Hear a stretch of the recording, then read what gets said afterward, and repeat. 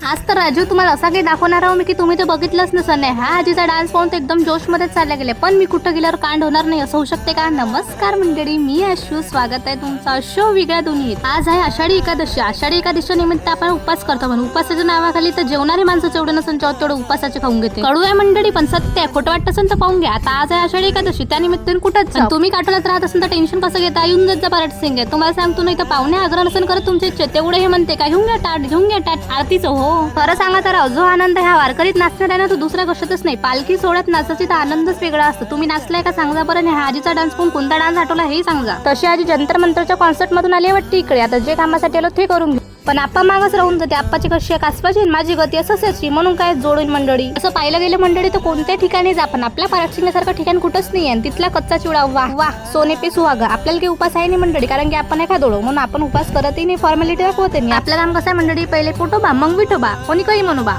तसं मंडळी आपल्या आईनं ऑर्डर दिला होता, तो म्हणजे राजगुराचे लाडू आणतो, कारण की भाऊ उपास आहे. उपासाच्या नावाखाली किती प्लेट खावते, कारण की उपास आहे. तसं पारटसिंगापेक्षा एक सुंदर मंदिर आहे गजानन महाराजचं. तुम्ही गेले का तिथं? नसन गेले तर नक्की जाऊन बघा. इतकं भारी, इतकं मस्त वातावरण आहे की काही विचारूच नका. पण जर पंढरपूर विठ्ठलाच्या दर्शनासाठी जाऊ शकत नाही मंडळी तर जवळपासच्या ठिकाणी नक्की गेलं पाहिजे. देव कुठे असते. योगेश भाऊले म्हटलं की प्रसाद खाऊन काही लाजू नको, आपलंच घर समज. आषाढी एकादशीच्या खूप खूप शुभेच्छा मंडळी. भेटता मग उद्या, फॉलो करून घ्या.